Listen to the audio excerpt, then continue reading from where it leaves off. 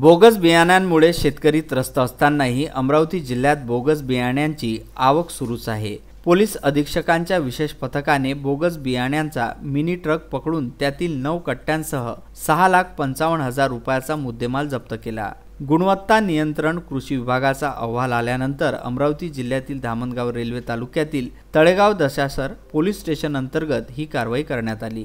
Police station Talegaon Dashasar हद्दीमध्ये अवैध धंद्यांवर कारवाई patrolling दरम्यान देवगाव फाटा येथून एक टाटा एस मध्ये बोगस बियाणे वाहतूक होत आहे अशा मिळालेल्या गुप्त माहितीच्या आधारे नाकाबंदी केली असता एक टाटा एस मध्ये 9 कट्टे बोगस बियाणे वाहतूक करीत असताना मिळून आले। गुणवत्ता नियंत्रक कृषी अधिकारी यांच्याकडून तपासणी करून प्रकरणात कार्यवाही करण्यात येत आहे। कार्यवाही दरम्यान पोलीस अधीक्षक माननीय श्री डॉक्टर हरिवालाजी सर यांच्या विशेष पथकाने तळेगाव दशासर हद्दीत देवगाव येथे पेट्रोलिंग करत असताना त्यांना मिळालेल्या गुप्त बातमीद्वारे त्याने एका संशयित टाटा एस ट्रकची तपासणी केली असता त्यांना प्रतिबंधित केलेले बीटी कॉटन बियाणे मिळून आले।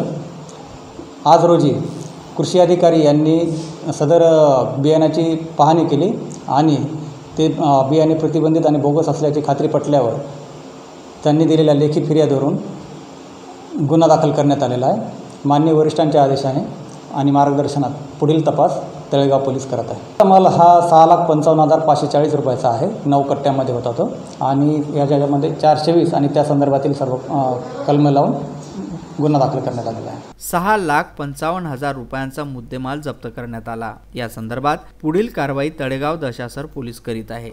Chetan Kothari, Vidarbha news, Dhamangaon railway.